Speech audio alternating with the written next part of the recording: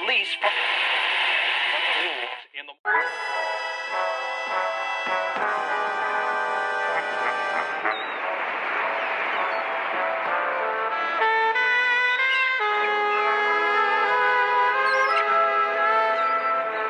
Just me and Jennifer.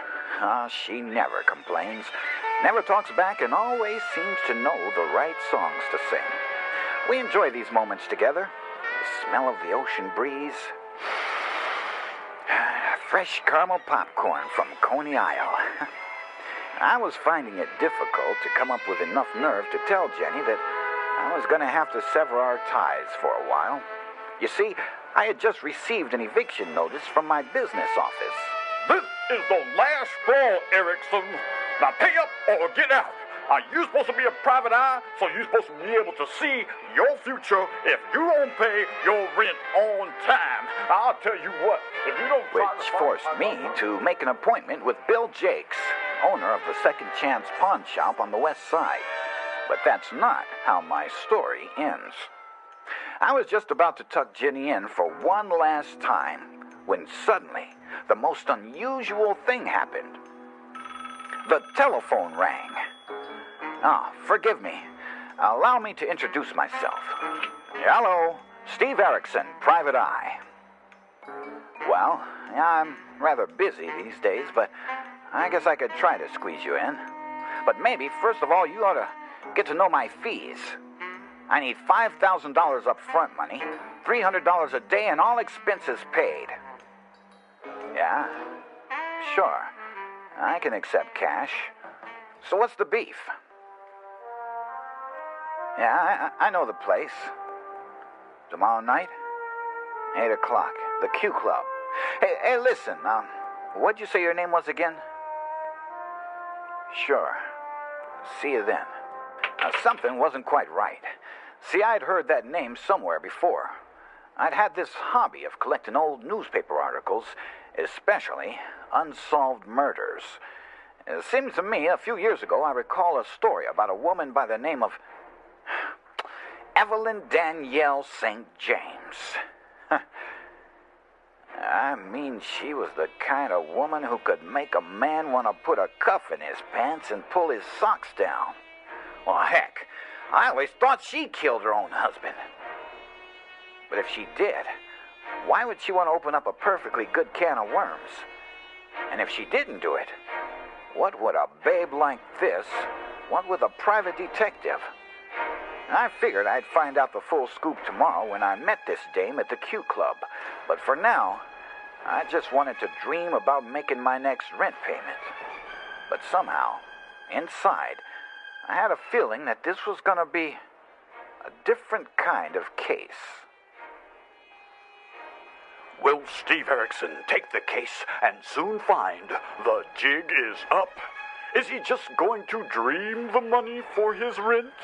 Will Jennifer, the mistress saxophone, be played by another man's lips? We'll find out when Steve Erickson and the case of the missing brooch continues. When your pig ain't oinking and your donkey is on strike. When your cow makes a move while he's spinning around like a sound that you really don't like.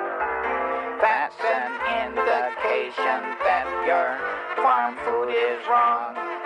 Try farm food from Pinkerton and sing a brand new song. Pinkerton's grain is packed with energy and gives your farm animals all the nourishment they need. Harold, why are those pigs walking on two legs? Why, that's because of the new grain I give them. Harold, why is that donkey smoking a cigar? That's the new grain I give them. So if your farm animals need a fix, try Pinkerton's farm food. Look for the sign on the hill with the big cow wearing the tuxedo. Turn right at Little Skeeter's bar, and there you are at Pinkerton's farm feed. Harold, why did the rooster just slap the fox to Kingdom Come? Because he's trying to get to the hen house. And now, back to today's exciting adventure of Steve Erickson, Private Eye. I was just about to doze off when suddenly I heard... Hey, look, buddy. I told you I'd have your money by next week. Now go away. A special delivery for Mr. Erickson. Sorry to bother you, sir, but I was told to give you this here envelope and a message. Erickson? It is you. Jitterbug Bodine. Well, I be. They let anybody live in this here town. How the heck you been, Erickson? Well, things are a little slow, but what are you doing out of prison? I thought they gave you life for that last heist you pulled. They let me out on good behavior. I gotta hand it to you, Erickson. You made a clean sweep when you busted me that night. But no hard feelings. What's done is done. In fact, if it weren't for you, I wouldn't be working this respectable job delivering important stuff. Oh, I almost forgot what I came here for. Here you go. What's this? Dear Mr. Erickson, I know you're a very busy man, so let me get to the point. I will not be meeting you at the Q Club tomorrow night as agreed. If you should decide to accept my offer, you must get started right away. Inside this envelope, you will find your fees plus a handsome bonus and 2 tickets for the night flight to Alabama. There is where your journey begins. You will be contacted by a very dear friend of mine. He's pastor of the deck. I couldn't quite make out what was written next. Some of the words were twisted and oddly shaped. It almost looked like this dame started writing in a different language. And further down, things seemed to clear up. It's imperative that he be contacted. He has important information that will assist you in obtaining your objective. A brooch, Mr. Erickson. That's what you will be risking your life for. Time is of the essence. You will have to catch the next plane out. By the way, in case you're wondering why I'm sending you 2 tickets instead of 1, you're going to need all the help you can get, and Jitterbug is the best candidate I know for the job. If there is anyone who knows how to find jewelry, it's him. I hope you decide to accept my offer, Mr. Erickson. Signed, Evelyn Danielle St. James. The dame never intended to meet me in the first place. What kind of game is she playing here anyway? Jitterbug, how'd you come by this letter? I get this call to meet this dame. She tells me to meet her at the Q Club right away. She pays me $100 to locate you and deliver this here envelope. And you know nothing hides from the Jitterbug. Well, I could find your spit in the ocean. Yeah, well, what does this dame look like? A black woman in her 40s. And you didn't think to ask her what the scoop was? Are you kidding? For $100, I wouldn't question your mother if she said you was a mistake and she wanted to send you back to the stork. When you do the math with a dame, things just don't add up. The woman Jitterbug described was definitely not who I thought it was. So where's we headed, boss? And just what do you mean, we? I'm supposed to go with you, ain't I? Now, just how did you know that?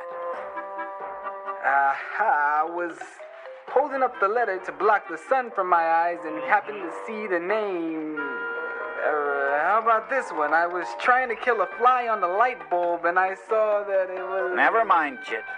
Let's go. Hey, boss. You know the local authorities ain't exactly gonna be happy to see us snooping around. And from what I hears, they hang people for getting too close to the truth out there in Alabama. So, what would you suggest? We need some muscle. And just who might you have in mind? Anyone we can trust? Mola. Let's me gives Mola a call. Put him on the case and we're sure to walk out of this mess alive. Moeller? Moeller? Jitterbug? Isn't that the guy who tried to stop a freight train by biting the wheel of the locomotive while it was still moving? Didn't the train come to a screeching halt? You gotta admit, he gets the job done. Well, speak of the devil. Hey, look who's decided to pay us a little visit, boss. Moeller Harrison. How have you been, Moeller? Mangum bin lim bunum, What did he say? He said he's awful glad to see you again. He wants you to know if we're going to get paid for this gig. Moeller, you do good on this caper, and we all come out smelling like a rose. He says that's the way he likes to smell. Hey, by the way, does he still do that thing when he gets angry? You mean when he has to take care of business? You still got it, don't you? Show him your stuff, Moeller.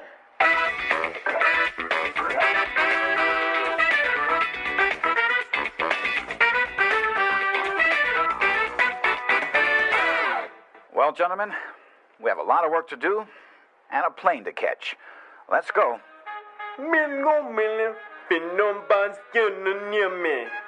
Hey, boss. Moeller wants to know if his plane ticket has to come out of his own pocket. Not this time, Moeller. Looks like somebody already thought of that. This is a free ride. We made the flight just in time. I figured this would be a perfect opportunity to catch on some long overdue rest. But my colleagues had other plans. No kidding. How did Alfie get himself into a mess like that? It serves him right. Oh, yeah. Sure. Let's take a look. Very nice. You and Nailface heist this on your own? Nice. Hey, Erickson, get a load of this beauty. Hey, can you guys hold it down? I got some thinking to do. Oh, sorry, boss. Hey, wait a minute. Put that back. We thought you didn't want to be bothered, boss. Well, I'll be. Take a look at this, guys. Moeller's little toy had a built-in mirror. When positioned over the words in the letter I was reading, everything became perfectly clear. Some of the words had been written in code. Contact Pastor Martin Luther King, Jr. This Evelyn dame didn't want anybody to know where we were going, so she used a mirror to code the letter. That ended the question about those mixed-up instructions. But I had a strange feeling this was only the beginning. With our friends one step closer to finding the missing brooch, will the answer fall from the sky? The unexpected lurks just around the bend when Steve Erickson returns. When you need more sleep than baby, there's only one thing to do. Give that bundle of love moo milk. It's made from cows in Lazyville, USA, where the green grass is sprayed with a new scientific relaxing solution. That's why from the first sip, your baby starts to move in slow motion. It's the best way to moo your baby to sleep. Moo milk helps mommies to dream. And now, the exciting conclusion of Steve Erickson and the case of the missing brooch. Good evening, ladies and gentlemen. On behalf of PSA and the entire flight crew, We arrived at Birmingham International right on schedule. I couldn't help but think about what I had gotten my friends into. I just don't feel safe when I'm not in control of my cases. And if it's one thing I knew so far, every move we made was being controlled by a letter-writing dame. Taxi! Where to, man? Dexter Street Baptist Church. Right away, man. Hey, listen. What's the news saying around this city lately? The heat, man. The heat is driving everyone crazy. Especially them coppers. They'll bust you over the head if you look at them wrong. But that don't stop the underground. Underground? I thought you know about the underground, man. The place you want me to drop you off is the hub of the underground. That preacher man, Martin Luther King, he got his stuff together, man. Him say he got a dream that involves all of us. Yeah, man, one day we'll all be free. Sometimes things just fall into place. I had a feeling this preacher man may have the answer to a few more questions that were still bouncing around in my head. Like, what does this Evelyn dame have to do with acquaintance in Alabama? What makes this brooch important enough to pay $10,000 cash and risk 3 lives to retrieve? We arrived at the church and made our way up the stairs. We could see that there was no one inside. Now, our instructions assured us that there would be someone to meet us. But where were they now? There was something spiritual about this place. You could almost hear the past. The sounds of people singing, praying, and giving praise. When suddenly a light came on from upstairs. A man with a cane made his way down to us. You better be the private detective from the big city, or you gonna get a beat down. Ba-na-ding-ding, walla-mama. What did he say? He said he's gonna take that cane and use it to make a shish kebab out of you. Make me a what? Boy, I was whooping butt before the day you were born. Allow me to apologize for my colleague, sir. Name's Steve Erickson, Private Eye. We were sent here by a woman named Evelyn Danielle St. James. Does that name mean anything to you? No, I can't say that it do. But maybe this will help. What's this? Now, let me guess. Another letter from some crazy dame who wants us to find a papier-mâché somewhere in a make-believe town? Look, buddy, I want to see this Martin guy, and I want to see him now. What's the matter? Can't you understand perfect English? Bring this Martin guy down here now. I'm afraid that's a little impossible. You see, they took him. They? Who's they? The cops took him away. Yesterday. Just because he was preaching the truth. Pastor King was teaching us how to unite, how to live a better way. And they came and took him. For no reason. And they wouldn't tell us where he is. But you better read that, sir. I found it in my Bible this morning with a note attached to it. Say, give it to the man who came looking for the pastor. With much hesitation, I opened a new set of instructions. Lo and behold, just what I was afraid of. Another message from that Evelyn dame. Dear Mr. Erickson, if you are reading this letter, it means that something has gone terribly wrong.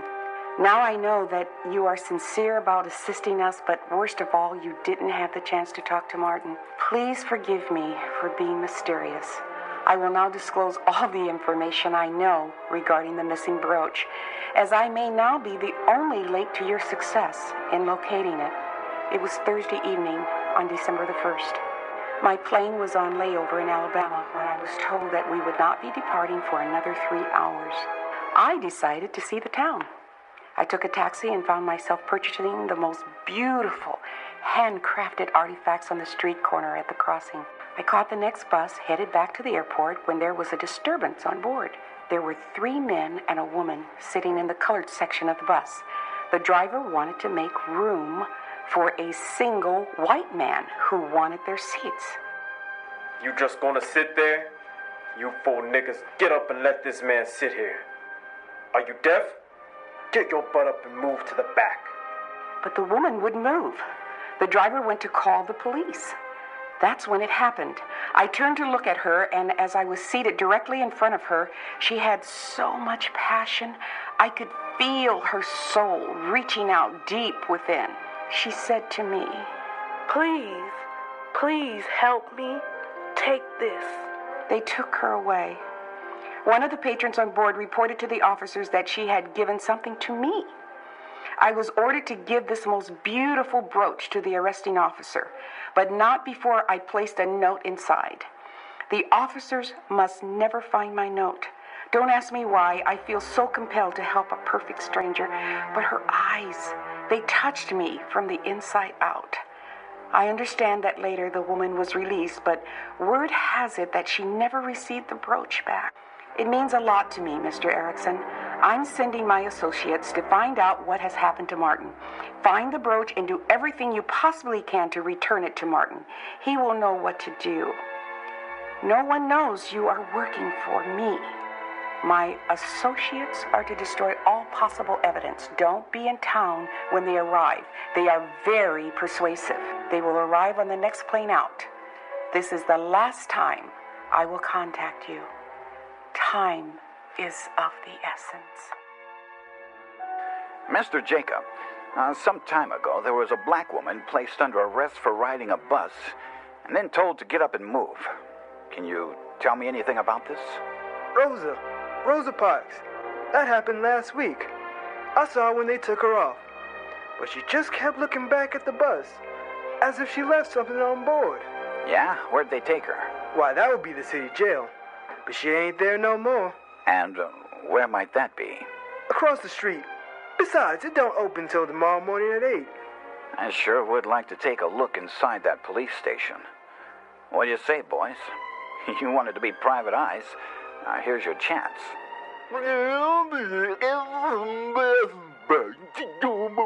Mola says this will be the first time he ever tried to break into jail. Now, wait a minute, Mr. Erickson. That place is heavily secured. The cops are all over the place. You ain't thinking about... I'm thinking about doing whatever I gotta do to get the job done. Praise be to God. Listen, maybe there's something I can do to help. Sometimes the people in jail over there don't get fed right. We figured out a way to get food into the jail. Now, behind the jail, just off the alley, there's an underground creek. The sewer system Jacob is seemed to be more than willing to help us out. He told us of a secret passage to the jail. From there, I had no idea what to do. All I knew was that time was running out, and the next plane wouldn't be arriving until after midnight. So I figured that would give us enough time to take a good look around before Evelyn's guerrillas arrived in town. As instructed, we made our way to the rear of the jail on the sewer side. Then I understood why they called this place the underground. There lies a tunnel under the jail, leading straight into the lion's mouth. Now watch yourself, boys. This is one place we don't want to get caught. Bill's gonna fit in me, boy. What did he say? He said the same thing I'm saying. What are we looking for, boss? Well, I don't really know. It's some sort of brooch. Just look for anything that goes around a woman's neck. It wasn't long before Jitterbug got a bite. Hey, boss.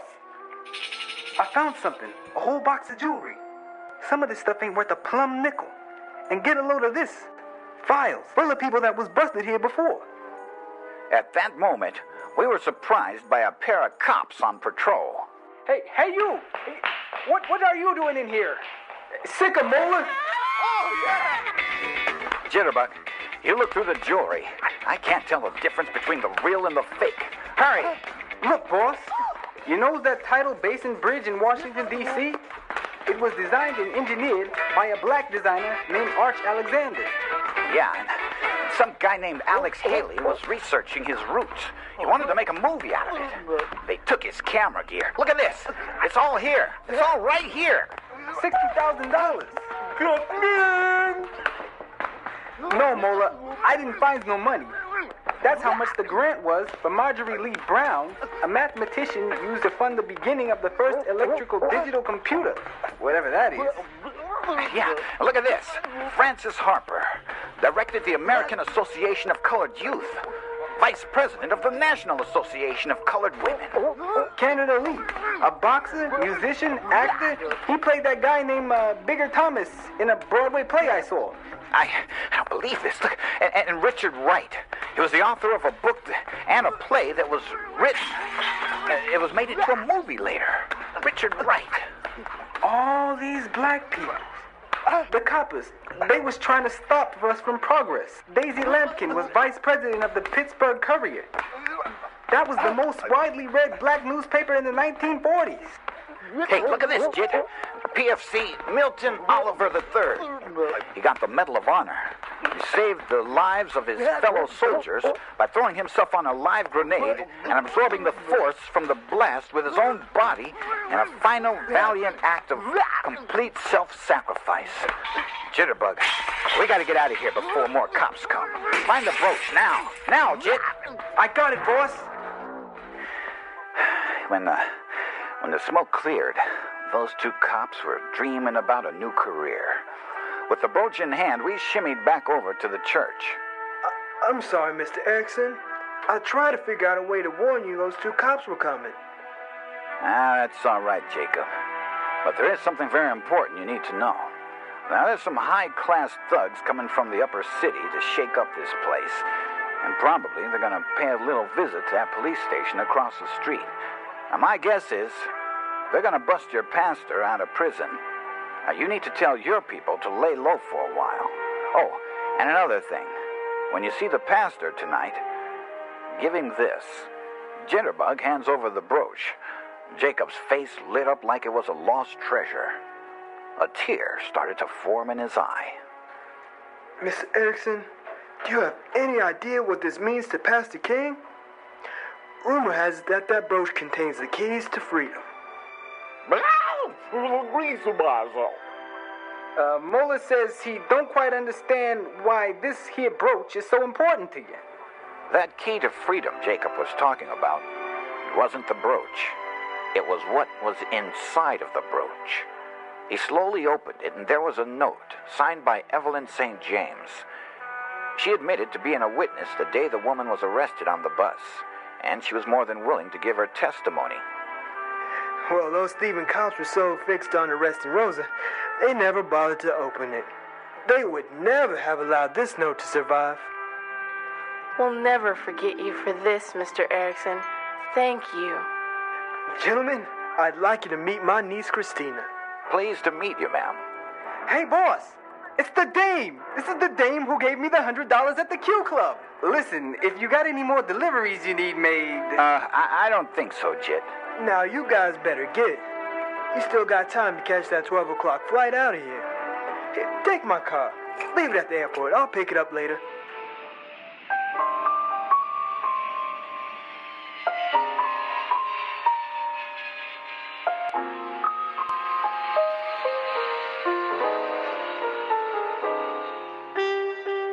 We arrived back at my office in time to pick up the early morning news headlines. It read that a surprise witness was going to testify against the officers who arrested that woman on the bus. A pastor was mysteriously released from jail, ordered by an unknown judge. And I'm sure there's a lot more accomplishments by blacks that will never be made known inside that old basement of the police station. But I wouldn't be surprised if this Rosa Parks woman goes down in history for her stand on the bus last week. As for Jennifer and me, well, we've gained a lifelong relationship. I never made my rent payment. I bought the place. Chalk this one up as another case closed by Steve Erickson, Private Eye. A little help from my friends, and one very smart dame.